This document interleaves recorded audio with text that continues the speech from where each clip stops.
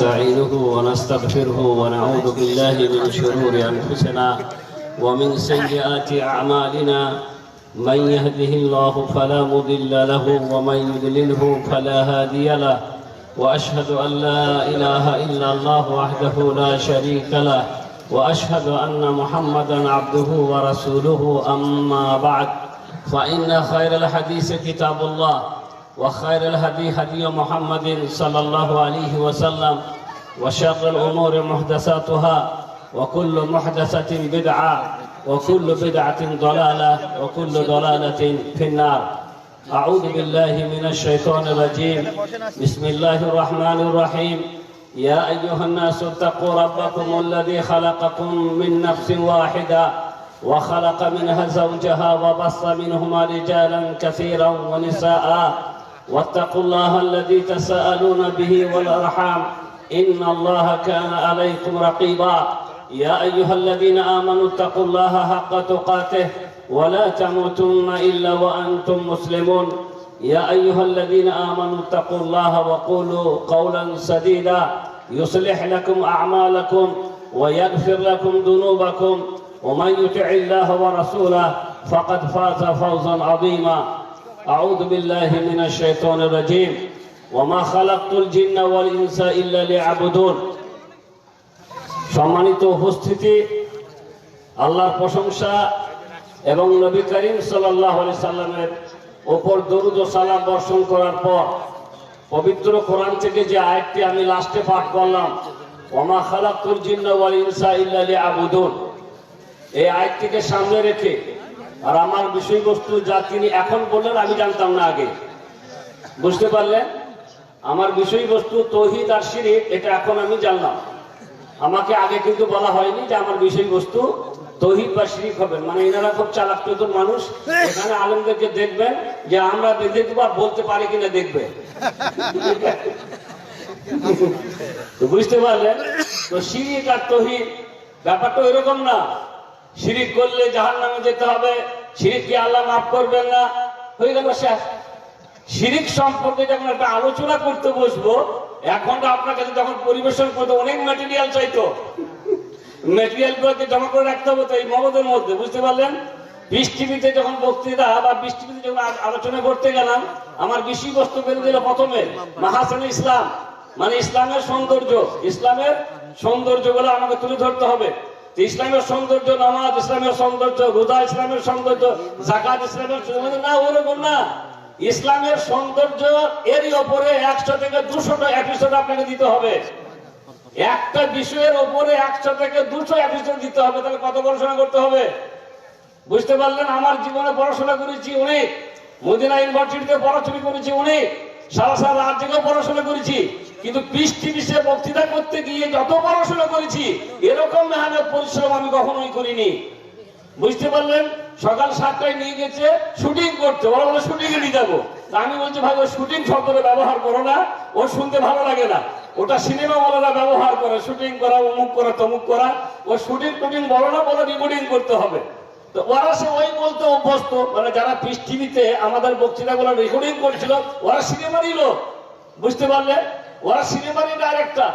ওই লোকটি যাকে দেখবেন পিস টিভিতে আপনার দেখে হবেন এজহার ফারিদি, প্রথমে আসবে এজহার ফারিদি, ও হচ্ছে ডাইরেক্টর। তখন তার বেতন ছিল 1,35,000 টাকা, তাকে নেট দিতেন, বুঝতে পারলেন? তো ওরা ওই সিনেমারই লোক ছিল, ওই জন্যই ওরা ওই শুটিংই ব্যবহার করে। তো সকাল 7টায় নিয়ে যেত, বুঝতে পারলেন? একের পর এক কমসে কম প্রতিদিন 10টা থেকে 12টা এপিসোড হতো, এক এপিসোড 8 ঘন্টা করে। একটা বিষয়ের ওপর 10টা হয়ে গেল ওই দিন। 10টা মানে ক ঘন্টা হলো? 5 ঘন্টা। তারপরে রাতে বাড়ি গেলাম, আবার কালকে ওই বিষয়ের উপরে আবারও দিতে হবে, তারপরের দিন আবারও দিতে হবে, তারপরের দিন আবারও দিতে হবে। কমসে কম 100 থেকে 200, 200 থেকে 300, এই হাজারো হাজার এপিসোড তৈরি হয়েছে মাত্র কয়েকটি বিষয়ের উপরে। একটা যাকাতের ফজিলত, এসব শুনতে শুনতে শুনতে শুনতে ফজিলত নিয়ে কি করবো যদি তৌহিদ করা হয়, যে তৌহিদ কাকে বলে। প্রত্যেক ইমামগণ, ওই সৌদি আরবে ঘোষণা হয়ে গেল, যখন করোনা এসে গেল ঘোষণা হয়ে গেল মসজিদ বন্ধ। মসজিদ কি হয়ে গেল? আপনারা শুনে হবে মসজিদ বন্ধ হয়ে গেছিল। বাড়িতে বাড়িতে নামাজ, আযান বন্ধ হয়ে গেল, মসজিদ বন্ধ হয়ে গেল, কারণ সেখানে সরকারি মুয়াজ্জিন আর সরকারি ইমাম। মসজিদ বন্ধ হয়ে গেল, আযান বন্ধ হয়ে গেল। আমাদের দেশের মানুষরা আলোচনা করতে শুরু হয়ে গেল, ওদের আল্লাহর প্রতি ভরসা নাই। ওরা আল্লাহর ঘর বন্ধ করে, হ্যাঁ, আরে করোনা হলে হবে, না হলে হবে না, আল্লাহ চাইলে হবে, না হলে হবে না। আল্লাহর উপর ভরসা নাই বলে ওরা কি করেছে? ওরা মসজিদ বন্ধ করে দিয়েছে। আর আমাদের পাক্কা পুক্ত ভরসা আল্লাহর উপরে, শুধু দৃঢ় বিশ্বাস আল্লাহর উপরে। তাই আমরা কি করেছি? আমরা বলে না, জামাত করে নামাজ পড়ো, তাই আমরা জামাত করে নামাজ পড়েছি। আসলে কি ভরসা এরকম না? ভরসা আমরা বুঝি না ভাই। মুহাম্মদ রাসূলুল্লাহ সাল্লাল্লাহু আলাইহি সাল্লামকে সাহাবী জিজ্ঞাসা করে বললেন, ইয়া রাসূলুল্লাহ, উটটা ছেড়ে দিয়ে আল্লাহর উপরে ভরসা করব, নাকি উটটা আগে বেঁধে দিব তারপর আল্লাহর উপরে ভরসা করব? আল্লাহর নবী বললেন, আগে উটটাকে ভালো করে বেঁধে দাও, তারপরে আল্লাহর উপর ভরসা করো। যদি তোমার উট খোলার থাকে খুলে যাবে, আর না হলে যাবে না। ভরসার মানে এই নয় যে একটা করোনা রোগ এসেছে, বিশ্ব জোড়া বিশেষজ্ঞরা বলে দিচ্ছেন যে এটা হতে পারে, সতর্কতা অবলম্বন করতে হবে, এবং একে অপর থেকে এই রোগটা ছড়ায় যেতে পারে বলে দেওয়া হচ্ছে। আপনি মানবেন না? এখন ডাক্তারের কাছে আপনি স্ত্রীকে নিয়ে গেলেন, ডাক্তার বলছে অপারেশন করতে হবে, ডেলিভারি উপায় নেই, ওর কথাটা মানতে পেরে গেলেন, চট করে মেনে বলছেন তাড়াতাড়ি অপারেশন করে। ওখানে ভরসা নেই, ওখানে ভরসা নেই। আর এখানে যখন এই ব্যাপারটা আসছে, তখন বলছে না, আল্লাহর উপরে ভরসা করে বসে থাকবো, করোনা হলে হবে, না হলে হবে না। জি না, মুহাম্মদ রাসূলুল্লাহ সাল্লাল্লাহু আলাইহি সাল্লাম বলেছেন, ফাররা মিনাল মাজজুমে ফিরারাকা মিনাল আসাদ। কুষ্টি ব্যাধিকালে রোগী, ওদের থেকে ওইভাবে পালাও যেভাবে তুমি সিংহকে দেখে পালাও। কারণ ছোঁয়াচে রোগ আছে, আবার ছোঁয়াচে রোগ নেই। দুই রকমের হাদিস আছে, বুঝতে পারলেন? ছোঁয়াচে রোগ আছে, আবার ছোঁয়াচে রোগ নেই। আছে মানে হচ্ছে আল্লাহর হুকুমে আছে, নেই মানে হচ্ছে আল্লাহ না চাইলে নেই। সোজা কথা, মানে কোন ছোঁয়াচে রোগ আল্লাহ না চাইলে আপনার কাছে আসবে না, কিন্তু যদি আল্লাহ চান ওই রোগটা আপনার কাছে হতে পারে, সাইডে থাকার দরকার আছে। এটা বিশেষজ্ঞরা বলছেন।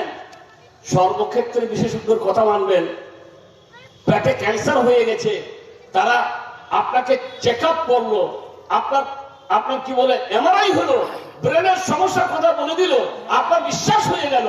অপারেশন করতে হবে বলে দিল, আপনার বিশ্বাস হয়ে গেল, অপারেশন করতে গেলেন, তখন আপনার আল্লাহর উপর ভরসা হলো না। এটা ভরসার নাম নয়।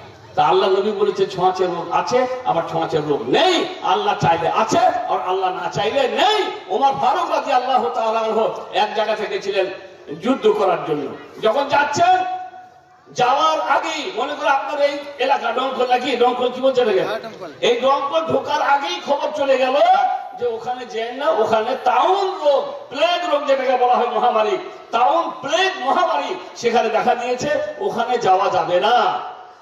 তখন তিনি বলছেন তাহলে আমরা এখান থেকে ফিরে যাব। অন্যান্য সাহাবীরা বললেন, ওমর ফারুক আমিরুল মুমিনিন, আপনার কি আল্লাহর উপরে ভরসা নেই? আপনি আল্লাহর ভাগ্য থেকে বাড়াচ্ছেন, মানে ওখানে যাব আল্লাহ যদি চান, ভাগ্যে যদি লেখা থাকে, তাহলে আমার ওই রোগ হবে না, হবে না। ওমর ফারুক রাদিয়াল্লাহু তাআলা আনহু তখন উত্তরে বললেন, আমি আল্লাহর ভাগ্য থেকে আরেক ভাগ্যে পালাচ্ছি, আমি আল্লাহর ভাগ্য থেকে আরেক ভাগ্যে পালাচ্ছি। কারণ মুহাম্মদ রাসূলুল্লাহ সাল্লাল্লাহু তাআলা বলেছেন, যখন তোমরা কোন জমির ভূমির কথা শুনবে যেখানে তাউন প্লেগ মহামারী ছড়িয়ে গেছে, সেখানে কেউ ঢুকবে না, আর যারা সেখানে আছে সেখান থেকে যারা তারা কেউ বের না হয়। ওই জন্য লকডাউন শুরু হয়ে গেল, যারা এরা না যায় আর ওরা না যায়। কিন্তু আমাদের লকডাউন কেমন? তুই যেখানে আছিস মোর, খাবারও পাবি না, কিছুই পাবি না, তোর পরিবার থেকে তো ছিন্ন, তুই মরবি না, বাঁচবি না, কি করবি তা আমরা জানি না, আমরা লকডাউন করে দিচ্ছি। দেখে গেল সৌদি সরকার কিন্তু তা করে। সৌদি সরকারের নিয়ম হচ্ছে, যখন লকডাউন করে তখন একটা টাইম ভেঙে দেয়, এমন একটা টাইম যে টাইমের মধ্যে সৌদি আরবে যে কোনেই থাকুক না কেন, সে তার বাড়ি পর্যন্ত পৌঁছাতে পারবে। একটা টাইম 72 ঘন্টার বা আর কয়েকদিনের, যে যেখানে আছে তোমরা এত সময় পর্যন্ত নিজ নিজ বাড়িতে চলে যাবে, এরপর থেকে কিন্তু লকডাউন শুরু হবে, বাড়ি থেকে বের হওয়া নিষেধ। তারপরে তাদের খাবারের ব্যবস্থা আছে, কিভাবে খাবার নেবে, কে কে তোমাদের বাড়িতে খাবার পৌঁছাবে, কিভাবে খাবার নেওয়ার সিস্টেম হবে, তার জন্য বিশেষ বিশেষ অ্যাপ তৈরি করে দিল। এই অ্যাপস এর মাধ্যমে অর্ডার দিবে, হোটেলওয়ালারা তোমার বাড়িতে খাবার দিয়ে আসবে, প্রয়োজন হলে যা হবে সব কিছু পাবে। আর আমরা রাস্তায় মজা দিতে পারলাম, এই হচ্ছে আমাদের সমস্যা, যার কারণে ভাই আমরা পরেশানিতে ভুগতে আছি। তো মোট কথা যখন ওখানে এরকম শুরু হয়ে গেল, মসজিদ বন্ধ, আদান হয় না, আমাদের দেশের মানুষ আলোচনা করতে লাগলো ওদের আল্লাহর উপরে ভরসা নেই। ভাই ওদের পাক্কা পোক্ত ভরসা করেছিল আল্লাহর, কারণ ওরা ভরসার অর্থ বুঝে ভরসা কাকে বলে। ভরসা মানে এই নয় যে বিষ খেয়ে এলেন আপনি আর বলে আল্লাহর উপরে আমার ভরসা আছে, জি না। বিশেষজ্ঞরা যখন বলছেন যে এটা হতে পারে, সাবধানতা অবলম্বন করতে হবে, তখন সাবধানতা অবলম্বন করে। এখনো পর্যন্ত আমাদের দেশের মানুষ কিন্তু পায়ে জুড়ে নামাজ পড়ছে, আলহামদুলিল্লাহ বাঁচিয়ে রেখেছে, বেঁচে থাকুন, অসুবিধার কিছু নাই। দোয়া করুন আল্লাহকে, আল্লাহ হিফাজত করুন, আল্লাহ হিফাজতের মালিক। কিন্তু এটার অর্থ এই নয় যে আমাদেরকে সাবধানতা অবলম্বন করতে হবে না। তো ভাইরা আমার কথা হচ্ছে, আমি বলতে এই চাইছিলাম, ভয় করা ইবাদত, কিন্তু ওই ভয় জায়েজ যে ভয় প্রকৃতিগত ভয়, সাপকে দেখে ভয় করা জন্মগত জিনিস। মানুষ যখনই একটা ছোট্ট শিশু যখন মায়ের পর থেকে বড় হয়ে আঙিনাতে খেলা করে, পিড়েতে খেলা করে, তখন সাপকে সে দেখতে পায়। সাপকে দেখলে কিন্তু সে মনে করে ওটা মনে করে খেলার জিনিসই হবে, কারণ তখন সে সাপ বুঝে না, সে সাপ জানে না। তখন ওই ছোট্ট ছেলে ছোট্ট মেয়ে ওই সাপটাকে ধরতে যায়, ওই মনে করে কোনো খেলা টেলার জিনিস হবে। আস্তে আস্তে করে যখন সে বড় হয়, তখন প্রাকৃতিকগত ভাবে তার মনের মধ্যে এই ভয় জন্মায়, সাপ সাপ সাপ, বাঘ বাঘ বাঘ। অতএব জন্ম হয়ে গেল তার মধ্যে সাপকে দেখে ভয় করা, বাঘকে দেখে ভয় করা। অতএব এই ভয় শিরিক নয়। এই ভয় কি নয়? শিরিক নয়। কিন্তু যদি মনে করেন যে এদিকে গাড়ি গেলে ওখানে পয়সা না দিলে আমার গাড়িটা উল্টে যাবে, তাহলে এই ভয় কি হবে?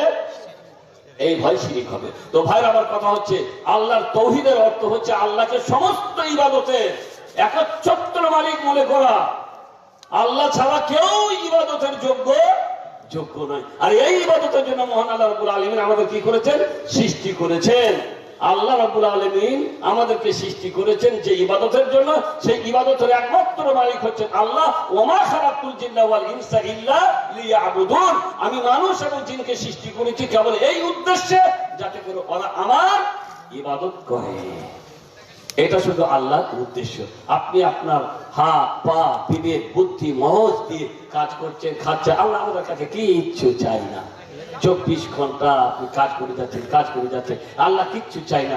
বিবেক আল্লাহর, প্রেম আল্লাহর, মগজ আল্লাহর, হাত আল্লাহর দেওয়া, সুস্থতা আল্লাহর দেওয়া। এত বড় নিয়ামত আল্লাহ। সকালে উঠেছেন মাথা ব্যথা, কাজে যেতে পারবে না। শরীর কেমন করে কাঁপা লাগে, কাজে যেতে পারবে না। এই সমস্ত কাজ আপনাকে সুস্থ রাখা, আপনার শরীরটাকে ভালো রাখা, আপনার মধ্যে সবলতা, আপনার মধ্যে যে ফুর্তি স্ফূর্তি, সবকিছু আসে আল্লাহর পক্ষ থেকে। যেগুলি দিয়ে আপনি কাজ করেন, এসবের বিনিময়ে আল্লাহ কিচ্ছু চান না। এই সমস্ত কিছুর বিনিময়ে শুধু আল্লাহ চান, বান্দা আযানটা হয়ে গেলে 5 মিনিট মাত্র সময় লাগবে, নামাজটা খালি পড়ে নাও বাস। সুন্নত যদি না পড়ে তাও সমস্যা নেই, কারণ সুন্নত না পড়লে নেকি থেকে বঞ্চিত হবেন, কিন্তু কোনো গুনাহ হবে না। কিন্তু ফরজটা বাদ দিও না। বান্দা, আমি তোমার জন্য কত বড় নিয়ামত দান করলাম। তুমি খাচ্ছ, তুমি করছো, তুমি চলছো, তুমি ফিরছো, তুমি যে উপার্জন করছো, সবকিছু শুধু আমার দেওয়া নিয়ামতের কারণে। এই সুস্থতা যদি আমি না দিতাম, তাহলে কিন্তু তুমি কখনোই এইসব কাজ করতে পারতে না। অর্থাৎ আমার নিয়ামতের কৃতজ্ঞতা জ্ঞাপন করার জন্য খালি মাত্র সামান্য একটু সময় আমাকে দাও। সেটা হচ্ছে ওই আযান হলে 5 মিনিট সময় লাগবে, তার বেশি লাগবে না, নামাজটা আদায় করে নাও। কিন্তু এটাও আমরা আল্লাহকে দেব না, এটাও দিব না। শুয়ে কাটাবো, ঘুমিয়ে যাব, ফজরের সময় উঠবো না। 8টার সময় আমার রিস্কাওয়ালা 8টার সময় উঠবে, ড্রাইভার 9টার সময় উঠবে, যার যখন ডিউটি। মানে আল্লাহকে ফাঁকি দেবে, কিন্তু ডিউটিকে ফাঁকি দেবে। এই হচ্ছে আমাদের অবস্থা। মুহাম্মদ রাসূলুল্লাহ সাল্লাল্লাহু আলাইহি ওয়াসাল্লাম বলেন, নি'মাতানি মাগবুন ফীহিমা কাসীরুন মিনান নাস, আস-সিহহাতু ওয়াল ফারাগ। এত দুটি নিয়ামত আছে আল্লাহর দেওয়া দুটো, আল্লাহ প্রদত্ত দুটি নিয়ামত। যে নিয়ামতের ব্যাপারে অধিকাংশ মানুষ প্রতারিত, মানে ধোঁকায় পড়ে আছে। যে নিয়ামতটা যে কোনো সময় চলে যেতে পারে আপনার কাছ থেকে, যে কোনো সময় আপনি হারিয়ে দেবেন। আজকে আছে, কালকে নাই, এখন আছে, একটু পরে নেই। সেই দুটি নিয়ামতের ব্যাপারে অধিকাংশ মানুষ প্রতারিত, ধোঁকায় পড়ে আছে। কি? আসিহাতু ওয়াল ফারাগ। একটা হচ্ছে সুস্থতা, আর একটা হচ্ছে অবসর। এখনই সুস্থ আছেন, তো কালকে হঠাৎ করে আপনার মধ্যে দেখা দিবে হাই প্রেশার, ডায়াবেটিস কিংবা আরো কোনো এমন একটা রোগ যে রোগের কারণে আপনার সব শেষ। যখন সুস্থ ছিলেন তখন কিন্তু আপনি মসজিদে যান নাই, যখন সুস্থ ছিলেন তখন মসজিদে যান নাই। আজকে আপনি পড়ে আছেন বিছানায় শয্যাশায়িত অবস্থায় আর আফসোস করছেন, অনুতপ্ত অবস্থায় আল্লাহকে বলছেন আমি যদি সুস্থ অবস্থায় হতাম তাহলে আমি মসজিদে কি নামাজ পড়তাম, জুমার নামাজ আদায় করতাম। কিন্তু আজকে আফসোস অনুতপ্ততা আপনার কোনো কাজে আসবে না, কারণ আল্লাহ সুস্থতার একটা সময় আপনাকে দিয়েছিল, সেই সময়টা আপনি কাজে লাগাননি, ধোকায় পড়ে গেছেন। আপনি ধোকা খেয়ে গেলেন। আপনি মনে করছিলেন আমি সব সময় সুস্থ থাকবো, আমি সব সময় ভালো থাকবো। না, মানুষ সব সময় সুস্থ থাকে না, আর মানুষের হাতে সবসময় অবসর থাকে না। বুঝতে পারলেন? এখন হজ করার নিয়োগ করেছিলেন এবছরে যাব, ভাবলেন এখন তো করুন না, গত বছর হজ হয়নি, এবছরে কি হবে আল্লাহ ভালোই জানেন। কিন্তু এর আগে অনেক বছর অতিবাহিত হয়েছে আপনার জীবনে, তখনও পয়সা ছিল, তখনও পয়সা ছিল, কিন্তু আগামীতে যাব, আগামীতে যাব, আগামীতে যাব, আর একটার পর একটা সমস্যা আপনার। এই কাজটা হয়ে যাক তারপরে যাব, ওই কাজটা হয়ে যাক তারপরে যাব, সেই কাজটা হয়ে যাক তারপরে যাব, এই করতে করতে কাজের সিলসিলা বাড়তে লাগলো। প্রয়োজন পূরণ হয় না মানুষের ততক্ষণ পর্যন্ত, যতক্ষণ না সে শেষ ত্যাগ করে কবরের মাটিতে গেছে, ততক্ষণ পর্যন্ত মানুষের প্রয়োজন কখনোই পূরণ হবে না। এ কথা বলে গেছেন মুহাম্মদ রাসূলুল্লাহ সাল্লাল্লাহু আলাইহি ওয়াসাল্লাম। বানি আদম সন্তানের যদি একটা সোনার পাহাড় হয়, ও আরেকটা সোনার পাহাড়ের জন্য আশা করবে, দুটো যদি হয় তিনটার জন্য আশা করবে, এই আশা বাড়তে থাকবে, আশা বাড়তে থাকবে। ওয়ালা ইয়ামলাউ বাতনা ইবনে আদম ইল্লা তুরাব, মাটি ছাড়া আদম সন্তানের পেট কেউ ভরতে পারবে না, মাটি ছাড়া আদম সন্তানের পেট কেউ ভরতে পারবে না। আপনি বছরের পর বছর বলেন ওই বছর সেই বছর করতে করতে করতে এই করোনার বছরে সেখানে এ বছরে কিন্তু যাবার আপনার খুব আসলেই পাকা করতে ইচ্ছা ছিল, টাকা পয়সা দিয়ে রেডি ছিলেন, তারপরে ঘোষণা হয়ে গেল এ বছরে হজ হবে না গো, করোনার কারণে সৌদি সরকার হজ বন্ধ করে দিয়েছে। কিন্তু সৌদি সরকার কি বন্ধ করেছে? না, ভারত সরকার বলে পৃথিবীর সব সরকার কি করে দিয়েছে, সমস্ত সরকার তাদের ফ্লাইট যাতায়াত বন্ধ করে দিয়েছে, কোনো ফ্লাইটই নেই। আমরাই বাধা পড়েছিলাম, এখন চার্টার্ড ফ্লাইটের মাধ্যমে যেখানে 1000 রিয়াল টিকিট লাগতো সেখানে 3000 টাকার টিকিট ছিল, এক দিককার টিকিট দিয়েছে 3000 রিয়াল, এক দিককার। যাবার তো টিকিটই পাইনি, কারণ এখন যাবার হবে কি হবে না ওটা পরে ঘোষণা হবে। সৌদি আরবে আবার নতুন করে লকডাউন শুরু হয়ে গেছে। বুঝতে পারলেন কত বড় আপনি পাকাপোক্ত ইচ্ছা করেছিলেন, যেতে পারলেন না, এবছরে কোনো ভরসা নাই। কিন্তু যখন আপনার যাবার মতো অবসর ছিল তখন আপনি যান নাই। এখন আপনি মনে মনে বলছেন সেটা তখনই গেলেই ভালো হতো, ওই ভাই গিয়েছিল, চাচারা গেছিল, ওদের সাথে গেলেই ভালো হতো। এরপরে যে আপনার সময় আসবে কি আসবে না এটা আল্লাহ ছাড়া কেউ, এর আগেও তো আপনার নিজের সময়টাই শেষ হয়ে যেতে পারে। আল্লাহর কাছে কি বলবেন, আল্লাহ কি করবো, সৌদি সরকার করোনা দিয়ে ঘোষণা করে দিল যে হবে না হজ, আমি কি করবো? আমি তো রেডি ছিলাম, টাকা তো আমার ছিল, ওরাই বলছে যে এবছর হজ হবে, আমার কি দোষ? এই বাহানা দিয়ে কি আপনি মুক্তি পাবেন? এত বছর বেঁচে থাকলি, এত বছর সময় দিলাম, সুস্থতা দিলাম, অবসর দিলাম, সবই দিলাম, তোর প্রয়োজনই দিল না। কারণ আমাদের দেশের মানুষরা কি মনে করে জানেন যে এত তাড়াতাড়ি হজ করতে গেলে কি হজ কি রাখতে পারবো? বুঝতে পারলেন? এত তাড়াতাড়ি হজ করতে গেলে হজ কি রাখতে পারবো? হজ করেছে, হজ করে এসব তো সুদ খেতে হবে। এর বিচারে ভাবছে এখন থেকে যদি হজ করে আসি তা সুদ খাওয়া কেমন করে ছাড়বো? এমন সময় হজ করতে যাব যাতে করে এসে আর কোনো কাজের লাইকই না থাকি। ছেলেরা সব দেখে দিবে, আমার সুদ খাওয়ার দরকারই হবে না, মিথ্যা বলার দরকারই হবে না, আমি শুধুমাত্র চারটে খাবো দাবো, আর তখন হজটাকে নিয়ে মসজিদে পড়ে থাকবো, আর বিগত দিনে সব সুদ আল্লাহ মাফ করে দেবে। কেন হজে গেছে না, হজে যখন গেছে তখন খুব দোয়া টোয়া করেছে, লাব্বাইক আল্লাহুম্মা লাব্বাইক, লাব্বাইক আল্লাহুম্মা লাব্বাইক, আল্লাহ তো আমি হাজির, আল্লাহ আমি হাজির। আল্লাহ বলছে তুমি তো হাজির, আমি তো হাজির নাই। হ্যাঁ, মা তোমাকে হারাম, ওমাকে হারাম, হ্যাঁ, ওয়ালিবাসুকা ফিল হারাম, ফাআনা ইস্তাজাবু লাক। হারাম খাবার দিয়ে, হারাম টাকা দিয়ে, হারাম কাপড় পরিধান করে তুমি হজ করতে ইচ্ছে, ফাআনা ইস্তাজাব। তোমার এই দোয়া কেমন করে কবুল হবে? কি করে কবুল হয়? হালাল টাকা ছাড়া, হালাল উপার্জন ছাড়া হজ করলে ওই হজ কবুল হবে না। তারপরে চলে গেছে এই বুড়া হাবড়া মানুষগুলা, মানে এই 30 বছরের জীবনে এগুলো দেখতে এলাম, বুঝতে পারবেন? 30 বছরের জীবনে এই দেখতে আসছে। 30 বছরের জীবনে কত মানুষ বুড়ো, চলতে পারে না। চাচা চলেন গো, এগুলো আরাফা যেতে হবে, বলে বাবা আর পারবো না। ওই মিনাতেই মোস্তফা যাবেন। সুবহানাল্লাহ। আরাফার আগে হজ হবে? কিছু জিনিস আছে প্রত্যেক ইবাদতে, মনে রাখবেন প্রত্যেক ইবাদতে কিছু কিছু জিনিস সেটাকে রুকুন বলা হয়, কিছু জিনিসকে সুন্নত বলা হয়, আর কিছু জিনিসকে ওয়াজিব বলা হয় প্রত্যেক ইবাদতে। যেমন নামাজে কিয়াম রুকুন, মানে দাঁড়ানো কি রুকুন, সাজদা করা রুকুন, সাজদা করা রুকুন, রুকু করা রুকুন। এখন কেউ যদি সাজদা না করে, কিংবা একটা সাজদা ভুলে যায়, নামাজ হবে না? ভুলে গেছে, কেউ ভুলে গেলেও ওই রাখাটা আবার পরে ঘুরিয়ে পড়তে হবে যদি স্মরণ হয়ে যায়। রুকু না করে সাজদায় চলে গেছে, নামাজ হবে? নামাজ হবে না। দাঁড়াতে পারবেন, চেয়ারে নামাজ পড়ছেন, নামাজ হবে? একটুকু বাহানা পেয়ে চেয়ার শুরু করে দিয়েছে। বুঝতে পারেন? মনে রাখবেন এই কথাগুলি, খবর খুব সুন্দর করে মনে রাখবেন। আপনি দাঁড়াতে পারবেন না, আপনি বসে পড়বেন। আপনি রুকু করতে পারবেন না, সাজদা করতে পারবেন, কিন্তু রুকু পারবেন, সাজদা করুন। আপনি সাজদা করতে পারবেন, রুকু করতে পারবেন, রুকু করতে হবে। এখন একটার কারণে সব বাদ দিয়ে দিতে চেয়ার ধরে নিয়েছে, নিয়ে একটু করে মাথা ঝুঁকাচ্ছে, আর কি সুবিধা, মাশাআল্লাহ। একটু করে মাথা ঝুঁকাচ্ছে, আসছে, মনে হচ্ছে কি বাবু আনি নামাজ হওয়া। এরকম চলবে না। যদি যতটা পারবেন ততটা করবেন, যেটা পারবেন না সেটা করবেন না। আল্লাহ রাব্বুল আলামিন এটা আমাদের জন্য সহজ করে দিয়েছেন। সাল্লি কাইমা, দাঁড়িয়ে নামাজ পড়ো। ফাইল্লাম তাস্তাতে, যদি দাঁড়াতে না পারো, ফাকাইদান, তাহলে বসে নামাজ পড়ো। ফাইল্লাম তাস্তাতে, যদি বসে পড়তে না পারো, ফাআলা জামবিন, রাওয়াহুল বুখারী, তাহলে পার্শ্ব দেশে শুয়ে শুয়ে নামাজ পড়ো। তাহলে অবস্থা প্রথমে দাঁড়ানো, কিয়াম করা, রুকুন। যদি দাঁড়ানোর শক্তি থাকা সত্ত্বেও আপনি বসে নামাজ পড়েন, নামাজ বাতিল। রুকু ছেড়ে দিলে নামাজ বাতিল, সাজদা ছেড়ে দিলে নামাজ বাতিল। এরকম ভাবে হজেরও কিছু রুকুন আছে।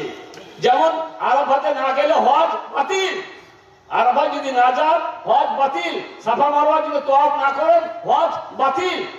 কি বলে আপনার কাবা শরীফে যদি তওয়াফ না করেন হজ বাতিল। আর সাফা মারওয়া যদি আপনি সাই না করেন হজ বাতিল। আর তওয়াফুল ইফাদা বলে একটা তওয়াফ আছে, এগুলি না করলে আপনার হজ বাতিল। কারণ এগুলি হচ্ছে রুকুন। রুকুন মানে খুঁটি। একটা খুঁটি দিয়ে একটা বাড়ি তৈরি হয়, ওই বাড়ির একটা খুঁটি যদি ছেড়ে যায়, ওই বাড়িটা যেমন বাসযোগ্য থাকে না, অনুরূপ ভাবে ইবাদতের ক্ষেত্রে যে খুঁটি বাদ যাবে, সেই ইবাদতটা আর থাকবে না। অতএব ভাইরা আমার, চাচাকে বলছি চলো যেতে হবে আরাফা, বলছে বাবা আর পারবো না, আর পারবো না। আগো আরাফা না গেলে হজে হবে না। বলে খুব হবে, খুব হবে, আল্লাহ খুব কবুল করবে। ও তো জানে হবে, মানে দেশে এলেই তো হাজির হয়ে যাবে। দেশে এলেই তো ওর নামের সাথে কি লেখা হয়ে যাবে? হাজি সাহেব। আর যদি ভুল করে মৌলভী সাহেবরা চেক লিখতে দিয়ে আলহাজ না লেখে, বুঝতে পারলেন, তাকিয়ে তাকিয়ে দেখবে চেকের সাথে আলহাজটা লিখেছে কি লেখেনি। ওই যে মাদ্রাসা ওয়ালারা গেছে চেক নিয়ে, বলে এত টাকা খরচা করে হজ করে আলাম, আরে আলহাজটা আপনি লিখলেন না। তো ও জানে যে আমি মানে ও আলফা গেলেও আলহাজ হবো, আর আলফা না গেলেও আলহাজ হবো, কারণ গ্রামবাসী জানে আমি মক্কা এসে গেছি। মক্কায় গিয়ে যে কি করে এলো এটা ও নিজেই জানে। তো ভাইরা আমার কথা হচ্ছে, ওই পার্থক্যের চরম সময় পৌঁছে গিয়ে হজ করতে গেলে ওই হজের কোনো ইন্টারেস্ট পাবেন না। স্বয়ং একবার সবল থাকতে হজ করতে চান। হজ কঠিন জিনিস, বিরাট জিহাদ, শারীরিক ধকল আছে, তার মধ্যে অনেক কিছু সহ্য করতে হয়। যদিও আল্লাহ রহমতের সৌদি সরকার এত সহজ করে দিয়েছে। আগে আজ থেকে 25 বছর আগে যখন হজ করেছিলাম, বুঝতে পারলেন, কাকর যখন মারতে যেতাম তখন মনের মধ্যে শুধু এই ভয় নিয়ে যেতাম, বেরিয়ে আসতে পারবো না পারবো না, আল্লাহ ছাড়া কেউ জানে। কাকর মারা অবস্থায় আপনারা সেই দিকের খবর শুনে হবেন, শত শত মানুষ মারা গেছে কি করতে গিয়ে, শুধু কাকর মারতে গিয়ে। লাখ লাখ মানুষ যখন একসাথে যায়, পায়ের তলে পিছিয়ে যায় হাজার হাজার মানুষ, বুঝতে পারলেন। এরকম কত কাণ্ড ঘটেছে, মানুষ মারা গেছে, মানুষ প্রতি বছরে কয়েক শত করে মানুষ মারা যাবে শুধু ওই কাকর মারতে গিয়ে। তারপরে সৌদি সরকার বিভিন্ন দেশের থেকে বুদ্ধি নিয়ে আল্লাহ রহমত এখন এত সহজ করে দিয়েছে। এখন যখন আমরা যাই আর হাসতে হাসতে বলি, হায়রে সেই 25 বছর আগের হজ আর এই হজ এখন পানির মতন হয়ে গেছে। কাকর মারা, গাড়ি করে যাচ্ছে কাকর মারছে, দাঁড়িয়ে দাঁড়িয়ে কাকর মারছে, হাসতে হাসতে কাকর মারছে, আর কোনো সমস্যা নেই। এখন শুধু সমস্যা একটাই, সেটা হচ্ছে তওয়াফ করা। খুবই ভিড় হয় তওয়াফ করতে, খেলাধুলি দারুণ হয়, মোট কথা কষ্ট আছে। তারপরে কি, এখন আরাফা থেকে মিনা যাবেন, গাড়ি কিন্তু চলবে না, গাড়ি এমন জাম, এই যে আপনাদের এই যে রাস্তাগুলো দেখবেন মাশাআল্লাহ এমন জাম লাগছে একটা এক এক সময়তে, মনে হচ্ছে আমার মনে পড়ছে আরাফার মিনারে গিরি বাবা। এক এক সময় এমন জাম লাগছে, অনেকক্ষণ বসে থাকে, একটুকু লড়ছে, যেগুলো আরাফার মিনা যাওয়ার পথে আমরা দেখেছি এক এক ঘন্টা লেগে গেছে, একটু হেঁটেছে। মনে করলে আরাফা থেকে মক্কা যেতে লাগে স্বাভাবিক সময়ে 8 ঘন্টা, গাড়িতে গেলে। আর সেই আরাফা থেকে আমরা মক্কায় যাচ্ছি 9 ঘন্টায়, 10 ঘন্টায়, এরকম অবস্থা হয়ে যায়। তো এখন মনে করলে কত কষ্ট হবে হাঁটাহাঁটির ব্যাপারে, হাঁটাহাঁটির ব্যাপারে। এখনকার দিনে আল্লাহ অবশ্য অনেক কিছু সহজ করে দিয়েছে। আমার শ্বশুর শাশুড়ি হজ করতে গেছে, বিচাররা হারিয়ে গেছে, কাকড় মারতে গিয়ে হারিয়ে গেছে। কাকড়টা মেরে মানে সোজা ঘুরে আর এইভাবে আসতে হবে, কাকড়টা মেরে এইভাবে ঘুরে যেতে হবে। ওরা কাকড় মেরে সোজা মক্কায় দিয়ে চলে গেছে অনেক দূর যাওয়ার পরে। কিন্তু এই যে আল্লাহ রাব্বুল আলামিন একটা মোবাইল দিয়েছে, বুঝতে পারলেন? আমি কিন্তু অন্য জায়গাতে আছি, কারণ আমি আমার টিম নিয়ে আলাদা জায়গাতে আছি, কিন্তু মোবাইলে আমি ডাইরেকশন বা ওদেরকে গাইড করতে আছি। আমার শ্বশুর মশাই বলছেন যে বাবা আমরা তো হারিয়ে গেছি গো, ঝাড়খণ্ডের লোক আর কি আমার শ্বশুর, যে আমরা তো হারিয়ে গেছি রে বাবা। আমার শাশুড়ি ছিলেন সাথে। আচ্ছা ঠিক আছে, আপনি আছেন কোথায় এখন বলুন। তা আমার সব জায়গা গিয়ে আমার ওগুলো চেনা আছে। আমি বুঝতে পারলাম যে উনি কাকড় মেরে সোজা হাঁটা দিয়েছে না। আমি বললাম আপনি ঘুরে আসেন, ঘুরেন। ঘুরতে ঘুরতে ঘুরতে ঘুরতে দেখবেন ডান দিয়ে একটা মসজিদ পাবেন, ওই মসজিদের কাছে এসে আবার ফোন করেন, আবার মসজিদের কাছে এসে ফোন করতে, হ্যাঁ মসজিদটা পেয়ে গেছি। আর ঠিক আছে, সামনে তাকাতে একটা বড় ব্রিজ দেখতে পাবেন, সামনে তাকাতে, হ্যাঁ ব্রিজ দেখতে পেয়ে গেছি। আমরা ব্রিজে উঠেন, আবার ব্রিজে উঠছে, বাবা ব্রিজে উঠে পড়েছি। আমরা একটু ডান দিকে আবার তাকান, দেখবেন আপনার যেখানে আপনি থাকেন ওখানে একটা পতাকা, ইন্ডিয়ান পতাকা ঢুকছে, ইন্ডিয়ান পতাকা, ইন্ডিয়ান পতাকা দেখতে থাকেন। হ্যাঁ রে বাবা দেখতে পেয়ে গেছি, এখন বুঝতে পেরে গেছি। তো কথা হচ্ছে আল্লাহ রহমতে এখন মোবাইলের যুগে অনেক কিছু সহজ হয়ে গেছে। আমার যেটা বলার উদ্দেশ্য ভাই, আমার হজের ট্রাস্ট, হজের ইন্টারেস্ট আপনি তখনই পাবেন যখন আপনি শারীরিক দিক দিয়ে সুস্থ এবং সবল থাকবেন। অতএব ভালো অবস্থায় কি করেন? ভালো অবস্থায় হজ করেন, কারণ অবসর আজকে আছে কালকে থাকবে না, সুস্থ আর সুস্থতা আজকে আছে কালকে আপনি থাকবেন না। অতএব সবসময় সুস্থতাকে কাজে লাগুন, অসুস্থতা আসার পূর্বে। তোমার কথা হচ্ছে তাওহীদ মানে হচ্ছে আল্লাহ রাব্বুল আলামিনের যত রকমের ইবাদত আছে এই সমস্ত ইবাদত শুধু আল্লাহর জন্য করা। কার জন্য করা? আল্লাহর জন্য করা। জবাই করতে যাবেন কার নামে? নাকি আল্লাহর নামও হলো ওই যারা মাজারে মরক টরক মুরগি টুরগি দেয়, এরা কি আল্লাহর নামে জবাই করে না? এরা আল্লাহর নামেই জবাই করে। ওই মুরগি খাওয়া যাবে না। কেন? জবাই করে আল্লাহর নামে, কিন্তু উদ্দেশ্যটা হয়েছিল কখন? পীর সাহেবের নামে দেওয়া হয়েছিল, ওই বাবার নামে দেওয়া হয়েছিল। অতএব জবাই আল্লাহর নামে, আর উদ্দেশ্যও আল্লাহর নামে হতে হবে।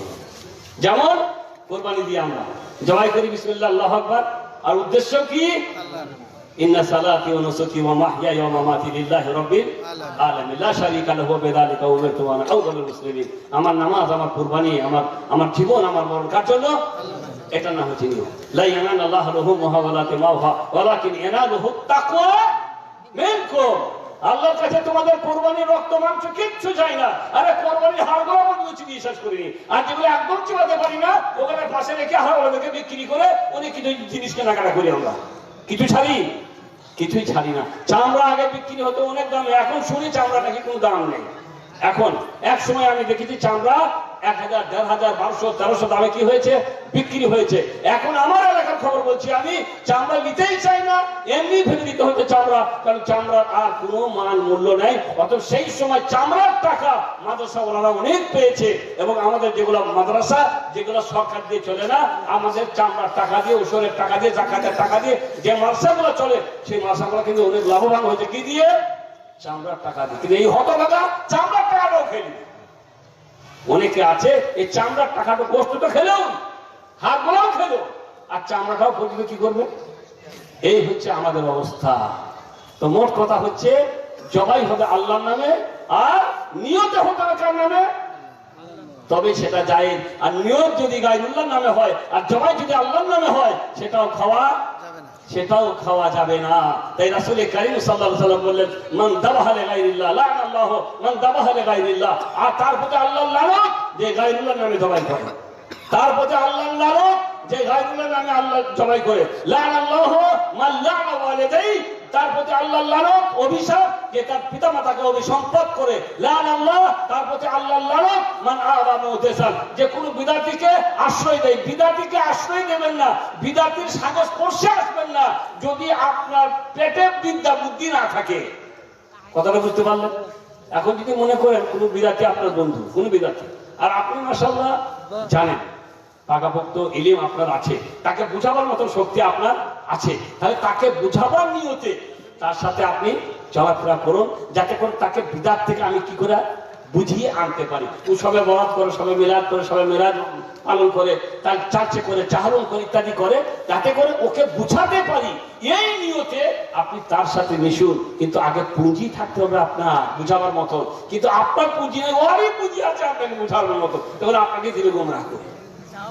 এই জন্য বলা হয় যে বিদাতীকে আশ্রয় দেওয়া যাবে না, কারণ আপনার কাছে যেহেতু পুঁজি না, আগে পুঁজি সঞ্চয় করুন, ইলম জ্ঞান লাভ করুন, যে জ্ঞান দিয়ে আপনি তাকে বুঝাতে পারবেন, তাকে সন্তুষ্ট পরিতুষ্ট করতে পারবেন, তবেই আপনি মিশুন। না হয় নিজেকে বাঁচিয়ে রাখতে চেষ্টা করুন। ঠিক এই ক্ষেত্রে আরেকটা কথা বলে দিই, মেয়েদের বিয়ে দেওয়ার সময় চিন্তা করবেন বিদাতের বাড়িতে যেন বিয়ে দিলেন না, কারণ বিদাতির বাড়ি থেকে বিয়ে দিলে আপনার মেয়েটা কিন্তু ওই বাড়িটাকে পরিচালনা করতে পারবে না, কারণ ওই বাড়ির পরিচালনার আলোকে আপনার মেয়েকে চলতে হবে।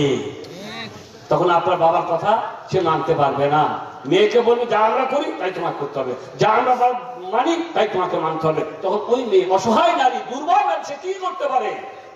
অতএব এটাও আমাদের দেখার দরকার আছে, বিয়ে দেওয়ার সময় বাড়ি যেন বিদাতি বাড়ি না হয়, ছেলে যেন কোনো শিরিককারী ছেলে না হয়। কিন্তু এইগুলো কোথায় দেখতে যাবো রে বাবা? টাকা পয়সা থাকলেই তো চলে আমাদের, টাকা পয়সা চাকরিওয়ালা জামাই হলেই চলে। চাকরি কি মানে না, নামাজ পড়ে না, এসব টাকার কোনো দরকার নেই। চাকরিওয়ালা তো পেয়েছি, চাকরি নিয়ে কি করবেন গো? দুনিয়াতে কতদিন আপনার বিটিকে রাখবে? ওই একদিন আপনার বিটি যাবে, একদিন আপনার জামা যাবে, দুনিয়া থেকে সবাই যাবে। 60 বছরের চাকরি করবে, সুখের কিছু জীবন হবে, আর কি হবে? তারপরে আপনি ভাবছেন জামাই চাকরিওয়ালা বিটি সুখী হয়, জামাই চাকরি বলে বিটি সুখী হয়? আপনি কি জীবনে বিটির মুখে, বিটির কাছে শুনেছেন যে আপনার বিটি খুব সুখে আছে? ওই চাকরিওয়ালা জামাই, দিমাগি জামাই, কেমন শ্বশুর, তাকে কেমন করে রেখেছে, কিভাবে সে আছে আপনি কি জানেন? কিন্তু হয়তো আপনাকে বলেন যে বাবা আমার টেনশন করবে, বাবা ডায়াবেটিসের রোগী, বাবা হাই প্রেশারের রোগী, সহ্য করে নিয়ে বাবাকে আর কষ্ট দিব না। অনেক কষ্ট করে বাবা মানুষ করে কোনো রকম করে বিয়েটা দিয়েছে। আবার যদি আমি আমার দুঃখের কথা বাবাকে শোনাই, মাকে শোনাই, মায়ের ঘুম হবে না, বাবার ঘুম হবে না। বুকের মধ্যে সমস্ত দুঃখ গেছে চাপা রেখে কোন রকম ঠেলাগানের মতো জীবন ঠেলা চলে যায়। আপনি কিন্তু জানতে পারেন না, কারণ আপনি প্রথমেই নির্বাচনে ভুল করে দিয়েছেন যে আপনি নির্বাচন করতে একটা বিরাটি ঘরে, তাদের দয়া মায়া নেই, তাদের কিচ্ছু নেই। তারা শুধু একটা জিনিস বুঝে, সেটা হচ্ছে টাকা। যদি তাদের সমস্ত দাবি পূরণ করতে পারেন তবেই আপনি ভালো, না হলে আপনি কেউ নেই। আপনার পিঠি নির্যাতনে জ্বালাতনে ভুগবে, সুখের কোনদিন দিন সে দেখতে পাবে না। টাকা দিয়ে সুখ আসে না, পয়সা দিয়ে সুখ আসে না, সুখ আসে ইমান দিয়ে, আমল দিয়ে। ইমান দেখে আমল দেখে বিয়ে দিবেন, টাকা পয়সা দেখে না। তাই আল্লাহ নবী বললেন কোন বিদাতিকে যদি কেউ আশ্রয় দেয় তার প্রতি আল্লাহ লানত, ওয়া লাআনা আল্লাহু মান গায়্যারা মানারাল আরদি, তার প্রতি আল্লাহ লানত যে জমিনের চিহ্নকে পরিবর্তন করে দেয়। জমির চিহ্ন বুঝেন তো, যে জমিতে মধ্যখানে একটা আল থাকে না, আল ছাড়া বলে না গো, কিছু কিছু মানুষ এই আল থাকতে পারে, বুঝতে পারলেন? কাটতে মানে ঢুকে গেল আপনার জমিনে, আর একটু ঠেলে দিল। আর হোমরা চোরা লোক, পাখির লোক, কি করবেন আপনি? এখন আপনার কথা এসে বলছে বাবা আলটাকে একদম ছেড়ে দিয়েছে এদিকে। আরে বাবা ক্ষমতাদের সাথে কিছু বলতে চাই, যা কিছু করুক না, মানে আপনি জানেন সব ছেলেরা ভালো নয়, কারো কাছে ওদের সাথে পারবো না। ও আল ঠেলতে চলেই গেল। আবার অনেক সময় এমন হয়ে জামিন এসে মাফ করে দিয়েছে, একটা ইট রেখে দিয়েছে এখান থেকে, তোমার ওখান থেকে ও রাতের বেলা গিয়ে টাকা একটু সরিয়ে দিয়েছে এদিকে। এর নাম হচ্ছে চিহ্নকে পরিবর্তন করা। তার প্রতি আল্লাহ লানত যে চিহ্ন পরিবর্তন করে দেয়। মুহাম্মদ রাসূলুল্লাহ সাল্লাল্লাহু আলাইহি সাল্লাম বলেছেন, যদি কেউ এক বিদ্যা জমিন কারো আত্মসাৎ করে, কিয়ামতের মাঠে 7 তবক জমিনকে তার গলায় পরিয়ে দেওয়া হবে।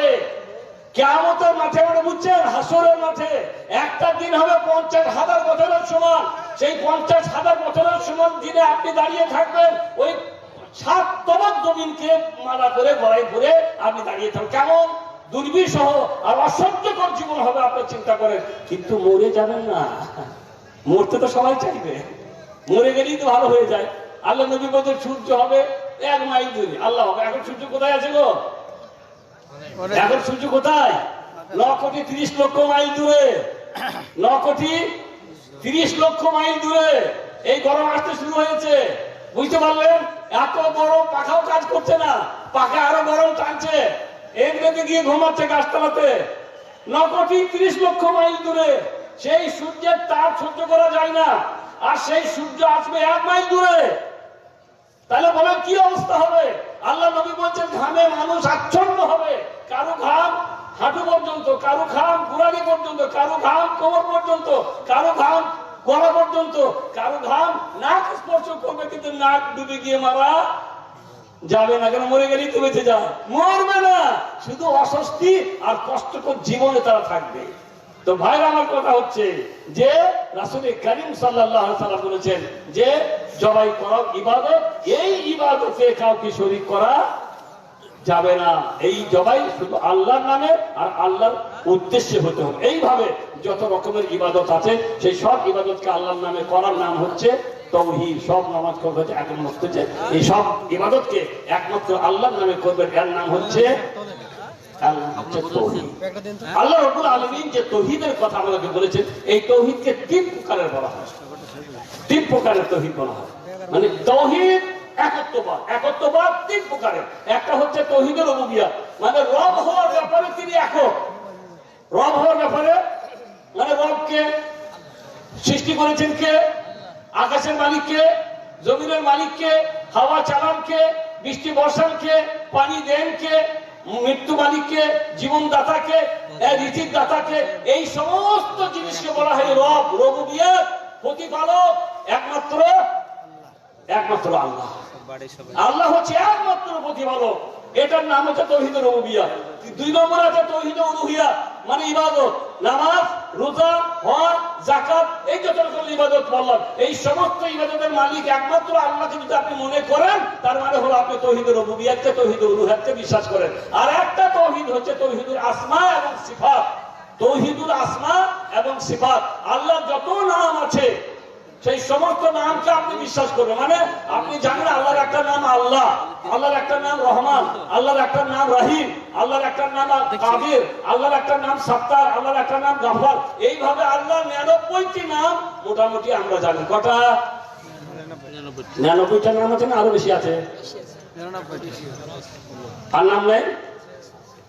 একটা হাদিসের মধ্যে মুহাম্মদ রাসূলুল্লাহ সাল্লাল্লাহু আলাইহি ওয়াসাল্লাম বলেছেন একটি দোয়ার ব্যাপারে। এইসব দোয়াগুলো আমরা জানি না, বুঝতে পারলাম। চিন্তা শুধু করে মানে বাড়িতে ঢুকি আর চিন্তাই বলি, আল্লাহ কি করে মেয়ের বিয়ে দিব, আল্লাহ কি করে মেয়ের বিয়ে দিব, আল্লাহ এই বিপদ থেকে কি করে উদ্ধার।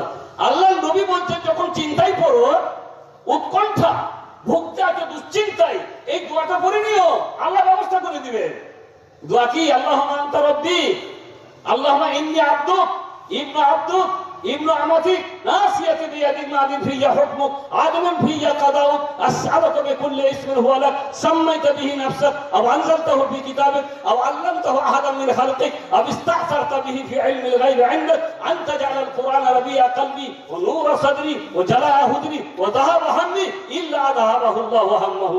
মুহাম্মদ রাসূলুল্লাহ সাল্লাল্লাহু আলাইহি ওয়াসাল্লাম বললেন, যখন তোমরা দুশ্চিন্তায়, উৎকণ্ঠায় ভোগো, কি করব না করব, সমস্যায় পড়ে গেছো, তখন এই দোয়াটা পড়বে। এই দোয়াটা কি বললে? হে আল্লাহ, আমি তোমার বান্দা, আমার বাপও তোমার বান্দা, আমার মাও তোমার বান্দি। হে আল্লাহ, তুমি আমার জন্য যা কিছু নির্বাচন করেছো তার সুবিচারের উপরে প্রতিষ্ঠিত। মানে আমার ভাগ্য টাগ্য যা কিছু তুমি রেখেছো, এটা তুমি অবিচার কোনো করনি আল্লাহ, তুমি সবকিছু সুবিচারের ভাবেই করেছো আল্লাহ। তোমার যত নাম আছে সেই নামের ওসিলায়, যে নাম তুমি কোরআনে নাযিল করেছো, যে নাম তুমি তোমার নবীকে জানিয়ে দিয়েছো, আর যে নাম তুমি তোমার গায়বী ইলিমে গোপন রেখেছো, সেই সমস্ত নামের ওসিলায় আল্লাহ আমি তোমার কাছে চাইছি, কি চাইছি? আনতা জাআলাল কুরআন রাবিয়া কলবি, কোরআনকে আমার মনের প্রশান্তির মাধ্যম বানিয়ে দাও। কোরআনকে আমার মনের প্রশান্তি, চিন্তা থেকে সব দূর হয়ে যাবে। ও জালাআ হুজনি ও যাহাবা হাম্মি, এবং আমার দুশ্চিন্তা, উৎকণ্ঠা দূরীকরণের মাধ্যম বানিয়ে দাও। আল্লাহ নবী বললেন এই দোয়াটা দেখে উপরে আযহাবাহাল্লাহু হাম্মাহু, আল্লাহ তাআলা তার সব দুশ্চিন্তা দূর করে দেন। বিশ্বাস আছে না? নাই? নবীর কথা তো হতেও পারে, নাও হতে পারে, বলা যায় না, বুঝতে পারলেন? কত করলাম, এখন তো চিন্তা দূর হলো না। আমাদের অবস্থা হচ্ছে একটা দোয়া হুজুরের কাছে, মনসার কাছে শুনলাম, অনেক করলাম, ওই সমস্যা তো মিটলো না। আরে ভাই, সমস্যা মিটাকে আমার জ্ঞানের আলোকে।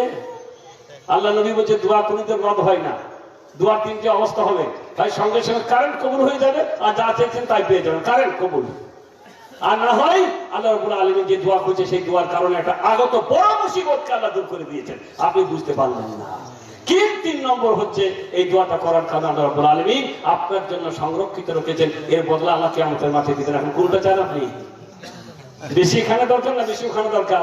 বলে না না, আমরা নগদে নগদে বুঝি, বাকির কথা শূন্য থাক।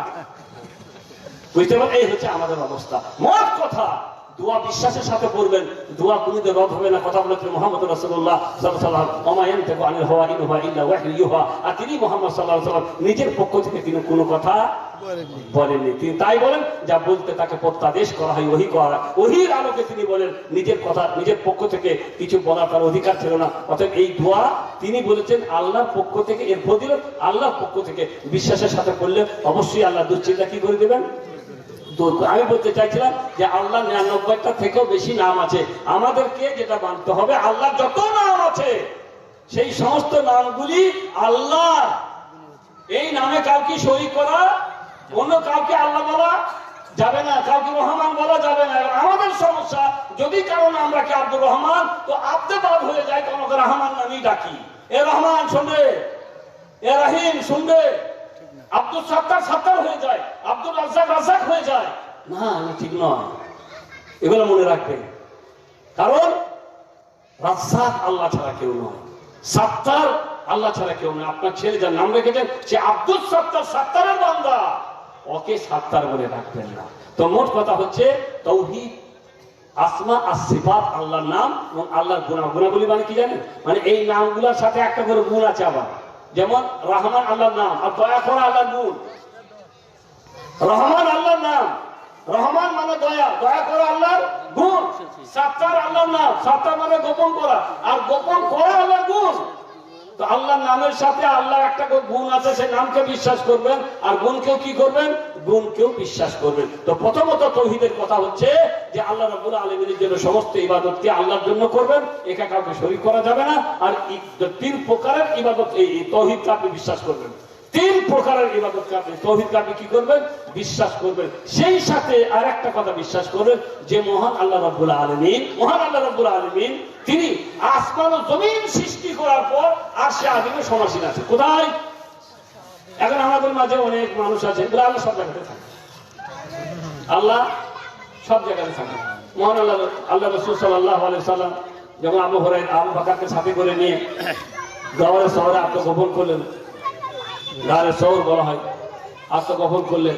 আবু বকর খুব চিন্তিত, বেচারা কাঁদছে, আল্লাহ নবীর ভয়ে কাঁদছে।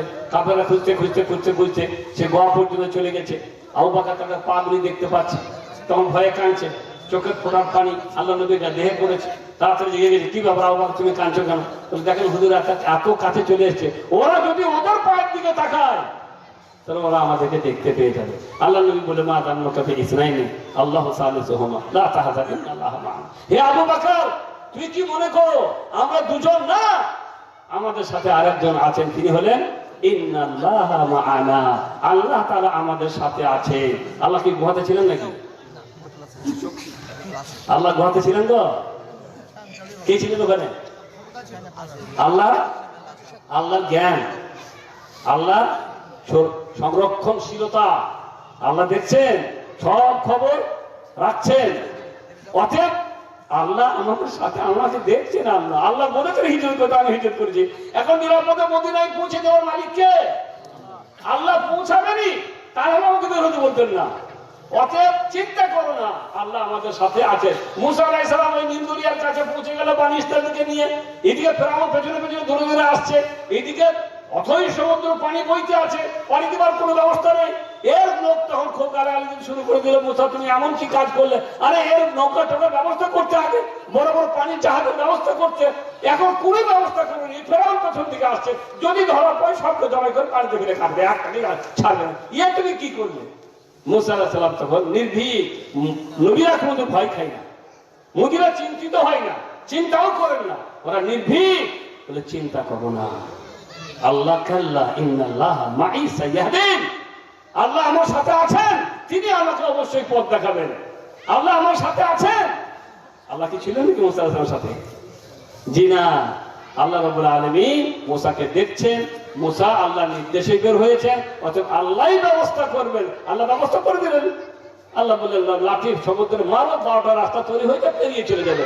এক বাড়ি মারলো, 12টা রাস্তা তৈরি হয়ে গেল, সমুদ্রের পানি পাঁচিলের মতন দাঁড়িয়ে গেল, 12টা রাস্তা দিয়ে 12টা দল পেরিয়ে চলে গেল। পিছন থেকে ফেরাউন এলো, ও বলতে লাগলো দেখে এগুলো আমি বানিয়েছি যাতে করে আমি ওদেরকে ধরতে পারি। এখনো বদমাশি।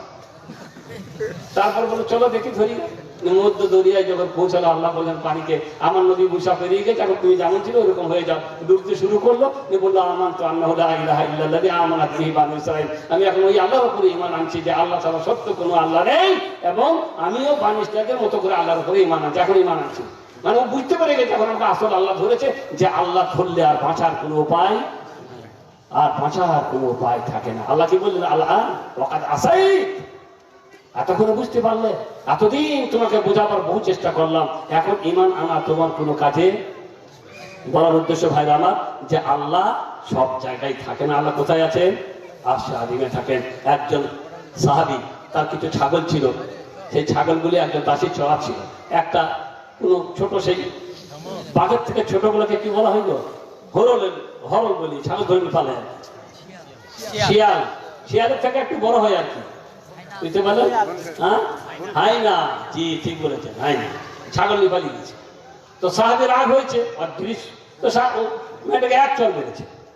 এক চর মারার পরে তার মনে অনুতপ্ত হলো যে এই বিচারের কি দোষ, এর কি দোষ। তো তখন আল্লাহ নবীর কাছে গিয়ে, ইয়া রাসূলুল্লাহ, আমি এটা ভুল করে ফেললাম, একটা আমার ছাগলকে নিয়ে পালিয়ে গেছে হরলে বা হাইনাতার, আমি ওকে মেরেছি। এখন আমি চাই এই পাপের প্রায়শ্চিত্ত করতে। কি করে? ওকে আমি শারীরিক করতে চাই, ছেড়ে দেবো ওকে, মুক্ত করা। মুক্ত করা ছিল ইসলামের একটা বড় কাজ, সবের কাজ। দাসদাসী মুক্ত করা ছিল একটা বড় সবের কাজ। আল্লাহ নবী বলে, ঠিক আছে ওকে নিয়ে এসো।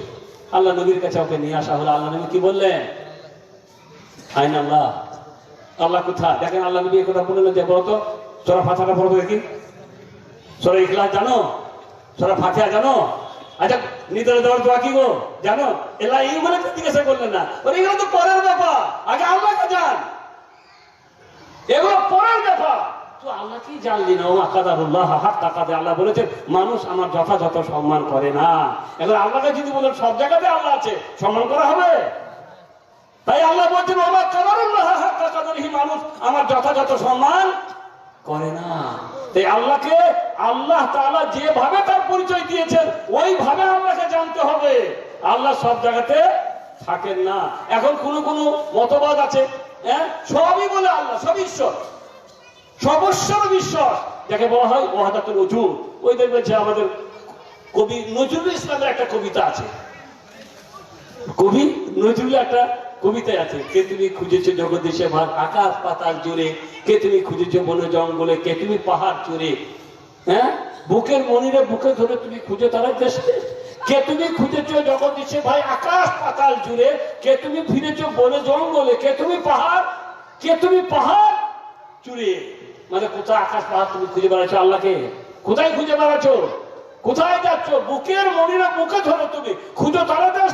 আরে আল্লাহ তোমার বুকেই তো রয়েছে। মানে ওই যে বলে না, যে মুমিনের অন্তরে, মুমিনের কলবে আল্লাহ থাকে আর কি।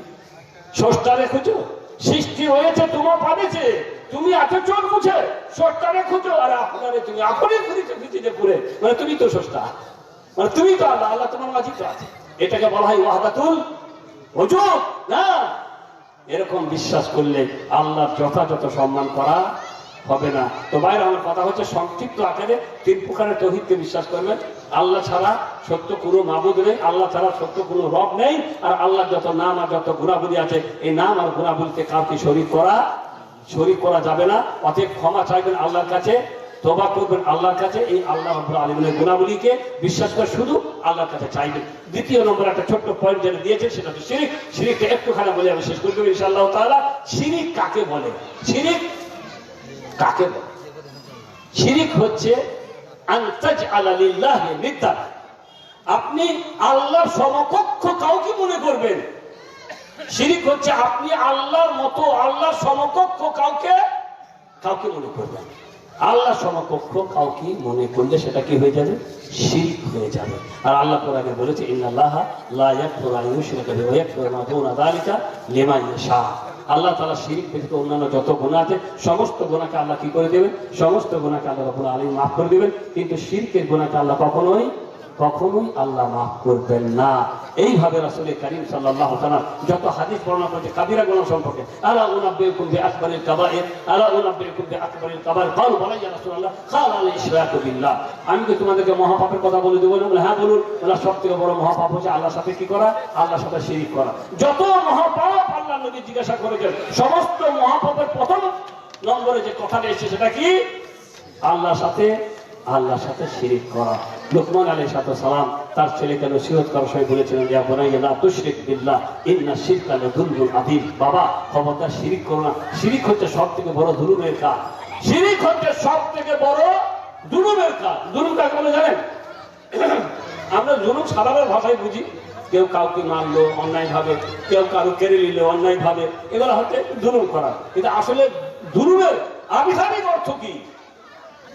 জুলুম বলা হয় ওয়াদউ শাই ফি মাওদি ফি গায়রি মাওদি, ওয়াদউ শাই ফি গায়রি মাহাল্লিহি। বুঝতে পারলেন? কোন জিনিসকে তার জায়গা বাদ দিয়ে অন্য জায়গায় রাখা। বুঝতে পারলেন? এখন ঘড়িটা কোথায় পড়তে হয়? ঘড়ি হাতে পড়তে হয়। পায়ে পড়লে কি হবে? ঘড়ির সাথে জুলুম করা হবে। টুপি কোথায় পড়তে হয়? মাথায় পড়তে হয়। টুপিটা যদি পায়ে লাগায়, টুপির সাথে বেয়াদবি হবে, জুলুম করা হবে। কোন জিনিসকে তার জায়গা যথাযথ জায়গা বাদ দিয়ে অন্য জায়গায় রাখলে ওই জিনিসের সাথে জুলুম করা হয়। তিনি বললেন, বেটা খবরদার জুলুম করো না, জুলুম হচ্ছে শিরিক করো না। শিরিক হচ্ছে সব থেকে বড় জুলুমের কাজ। মানে যত রকমের ইবাদত হলো সেই সমস্ত ইবাদত গুলোর একচ্ছত্র মালিক কে? আল্লাহ। এখন এগুলাকে যদি অন্য কোথাও রাখো তাহলে বড় জুলুম হয়ে যাবে। অতএব আল্লাহ তাআলা এই জুলুম কখনোই মাফ করবেন না। আপনি অনেক বড় বড় কোনো পাপ করে গেছেন, আল্লাহ ইচ্ছা হলে আপনি কি করতে পারেন? আল্লাহ মাফ করতে পারেন। আপনি শিরিক যদি না করে মারা যান, অন্যান্য পাপ করে যদি মারা যান, তাও আশা করা যাবে ইনশাআল্লাহ জেল খাটার পরেও একদিন কি হবে? একদিন জান্নাত পাবে। তার মানে এই নয় যে অসুবিধা নাই, জেল খাটবে করলে তারপর জান্নাত একদিন পাবোই। অনেকে মনে হবে এরকম মনে করে ওই জেল খাটার পরেও একদিন জান্নাত পাওয়া যাবে। ও জেল খাটাতে কি জেল খাটা? বুঝতে পারলেন? ওইটা কথা মনে করেন না।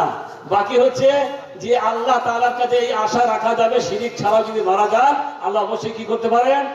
মাফ করতে পারেন। আর যদি মাফ না করেন তাহলে আল্লাহ তাআলা জেল খেটেও খাটিয়ে একদিন জান্নাতে অবশ্যই আল্লাহ রাব্বুল আলামিন দিলেন। তো খুব সংক্ষিপ্ত আকারে বিস্তারিত কিছু বলা যাবে না এই তাওহীদ আর শিরক সম্পর্কে।